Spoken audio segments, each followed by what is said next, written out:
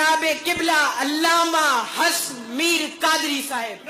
سلطان مدینہ کی بات ہو، محبوب خدا کی بات ہو، آمنہ کے لال کی بات ہو، مستی رسول کی بات ہو، دل درد اٹھے، جسم لرز اٹھے، ارے کرسی تڑپ اٹھے، پھر ذکر مصطفیٰ ہو سلطان دا، نبیوں کا سلطان دا، امت مصطفیٰ کا سلطان دا. خاموشی نہ رہے، جسم میں وجد طاری ہو جائے. ہے کوئی رقص کرنے والا یہاں پر؟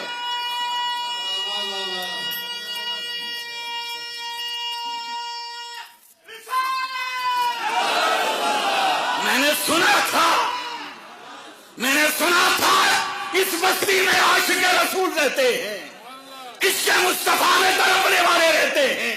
ارے ذکر مصطفیٰ ہو اور جسم خاموش رہے، روح پر سکون رہے، نہیں طرف اٹھے تاکہ جملہ خزرہ تک آواز جائے، میں غلام مجھے پکار رہے ہیں سلطان دا. اس نے یوسف پر قدیم انگوش سے ذرا سر کٹاتے ہیں تیرے نام پر مندانے عرب.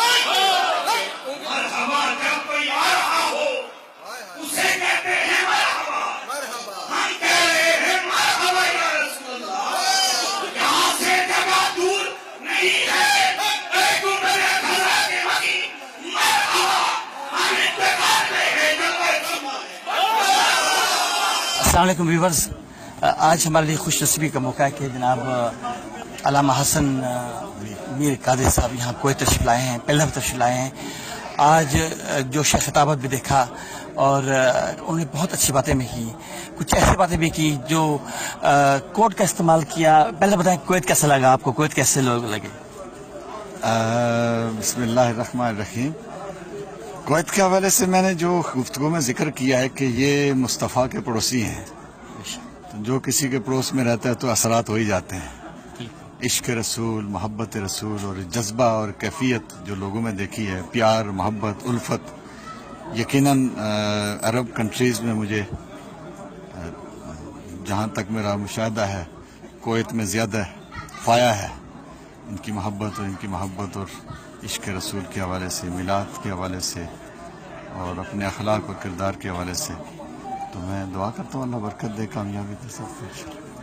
کتنا عرصہ ہو گیا ہے جب آپ نے اس تحریک میں شامل ہوئے؟ میں اس تحریک میں شامل ہوا تھا 82 سے، تقریباً 35-36 سال ہو گئے، اور کشمیر راولہ کوٹ سے میرا تعلق ہے. تو اس دور میں بس اللہ پاک نے کرم کیا تو آوارہ گردی میں چل رہے تھے تو شیخ الاسلام سے ملاقات ہو گئی. وہ کوئی اور دنیا تھی اور اس دنیا میں آ گئے، اور اس وقت سے میں نے جتنا وقت گزارا ہے وہ پڑھنا پڑھانا تو الگ تھا، مگر حضور شیخ الاسلام کو دیکھنے میں اور ان کے پاس بیٹھنے میں جو لذت ملتی رہی ہے، جو کیفیت ملتی رہی ہے، بس اسی پر بکے ہوئے ہیں. ماشاءاللہ آپ نے لوگوں میں جذبہ پیدا کیا.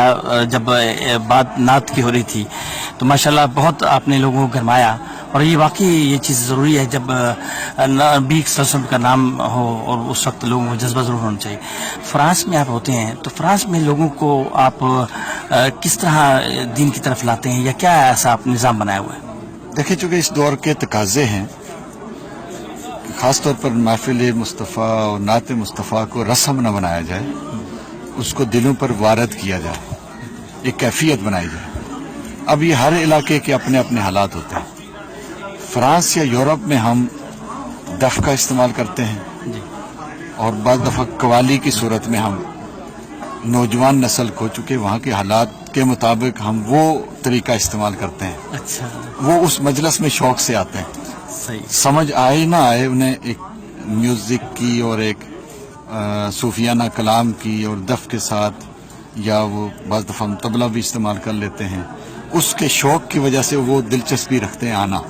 جب انہیں آنے کا شوق پیدا ہوتا ہے تو پھر آہستہ آہستہ آقا کی بات سمجھانے سے ان میں تبدیلیاں آتی ہیں، پھر ان کا اٹھنا بیٹھنا بدل جاتا ہے، سیرت بدل جاتی ہے. یوں سمجھ لیں کہ وہ پھر مدینے جانے کا شوق پیدا ہو جاتا ہے، آقا کی پیروی کا شوق پیدا ہو جاتا ہے، پھر مشن کا کام شروع کر دیتے ہیں. اس طریقے سے ہم آنے پر سختی نہیں کرتے بھی آپ کس لباس سے آ رہے ہیں، بال کیسے ہیں، کس انداز سے آ رہے ہیں، بس آئیں تو صحیح. تو ان کو اس طرح بلا کر تو پھر یعنی دفق اور قوالی کے ذریعے سے ہم ان کو اس طرح راغب کرتے ہیں. اچھا، میں آخری سوال یہ آپ سے کروں گا کہ آپ نے ذکر کیا تھا کہ کویت میں آپ کا لوگوں سے رابطہ ہے، نمبرز ہیں، جیسے آپ نے منیر گجر صاحب کا بھی ذکر کیا، اور بھی ایسے دوست ہیں، تو آپ کب سے ان سے رابطے میں تھے اور نہیں، کویت میرا میں؟ کسی سے کوئی رابطہ نہیں تھا. اچھا، یہ ان سے پوچھ سکتے ہیں، نہ میرا کسی کے پاس فون، نہ میں نے کسی کا لیا. چونکہ جہاں میں نے جانا نہیں ہوتا ہے تو وہاں رابطے نہیں لیتا میں. جہاں حکم ہوتا ہے مرکز سے، قائد کی طرف سے، مشن کی طرف سے، اور وہ بھی یہ لوگ رابطہ کرتے ہیں. صحیح. انہوں نے رابطہ کیا تو پھر مجھے جب حکم ہوا تو پھر دائرہ 2-4 ساتھی جو صدر صاحب ہیں، تنظیم ہے خاص طور پر، تو ان نے رابطہ کیا تو وہ نمبر میرے پاس آئے. صحیح. وہ میرا پہلا کوڈ ملا رابطے کا. اب اس کے بعد یہ جو کچھ بنا ہے اچھا، اس میں پھر کئی رابطے نکل آئیں گے، لیکن اس کا مقصد یہ نہیں ہوگا کہ وہ رابطے سے پھر آنا جانا رہے گا، چونکہ مشن کی ضروریات الگ ہوتی ہیں. ان کے لیے دعائیں ہمیشہ رہیں گی. کم از کم جو مجلس میں آج نظر آئیں، کل پرسوں نظر آئیں گے، وہ چہرے نظر آئیں گے، ملاقات نظر آئے گی، تو وہ دعاؤں میں ضرور یاد رہیں گے. میں ہمیشہ دعا جب بھی موقع ملے گا تو کم از کم اس حاضری میں خواتین مرد جتنے بھی رہے ان کے ساتھ دعا ضرور ہوتی رہے گی. ہمارے لیے دعا کریں. وہ میڈیا جو ہے وائس آف اوورسیز پاکستانی، وہ یہاں پہ ایک مشن لے کے چل رہا ہے کہ کمیونٹی کی خدمت کرنی ہے، کچھ اچھا ڈیلیور کرنا ہے. آپ ہمارے لیے بھی دعا کر رہے ہیں. میں میڈیا کے لیے کہنے کے بغیر دعائیں کرتا ہوں، اور میڈیا کے لیے صرف کوئی ہم نہیں دعا کرتے، آپ کے لیے گنبد خضرا سے بھی دعائیں آتی ہیں. سبحان اللہ. جو حضور کی بات آپ کے کام کو آپ پوری دنیا میں پھیلانے کا کام کرتے ہیں تو یہ اللہ پاک آپ کے لیے بہت عظیم اجر عطا فرمائے گا. بالکل صحیح. یہ عظیم کام ہے جو آپ کر رہے ہیں. بہت شکریہ سر، آپ کا بہت شکریہ. بہت شکریہ آپ کا. Thank you sir. اللہ حافظ.